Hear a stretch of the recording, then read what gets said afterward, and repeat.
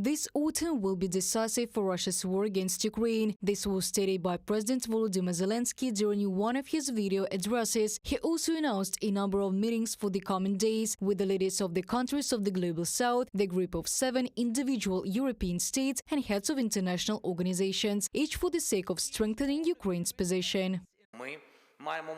We must strengthen Ukraine as much as possible in order to organize the second peace summit this year, a summit that will be able to put an end to this war, and exactly such an end that will never become an ellipsis. And we all are equally interested in peace in Europe. Peace is not a freeze of war, not some manipulation of international law and morality. Peace must be reliable, and it will be. We are sure of this. On the eve of the second peace summit, during a visit to the United States, President Volodymyr Zelenskyy will present the victory plan of Ukraine. The first to get acquainted with it will be the President of the United States, Joe Biden, and then President candidates Kamala Harris and Donald Trump. The White House is eagerly awaiting the presentation of the plan for Ukraine's victory, assured Michael Carpenter, Director for European Affairs at the U.S. National Security Council.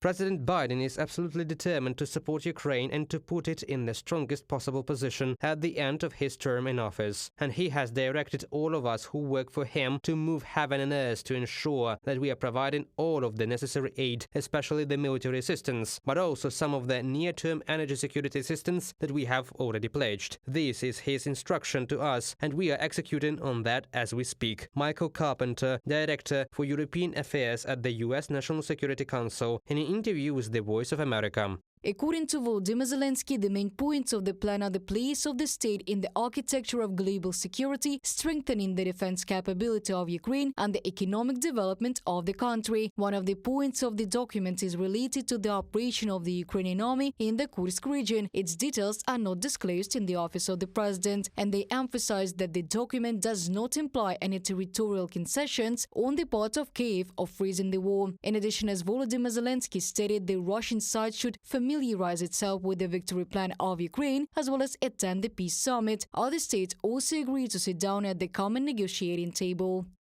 I am for a peace conference in which, as Zelenskyy himself said, the Russian Federation should take part, as well as the People's Republic of China. However, I believe that Russia should not come to the conference with a decision, capitulation or defeat of Ukraine, otherwise it would be not a peace agreement. Antonio Tajani, Minister of Foreign Affairs of Italy. RAI publication quotes. The exact date and location of the second peace summit have not yet been publicly disclosed. It is only known that Kyiv is actively preparing for the event, and meetings of national security advisors of the countries participating in the summit will take place in the near future. Reported by Diana Kolesnik, Larissa Petruk, UATV News.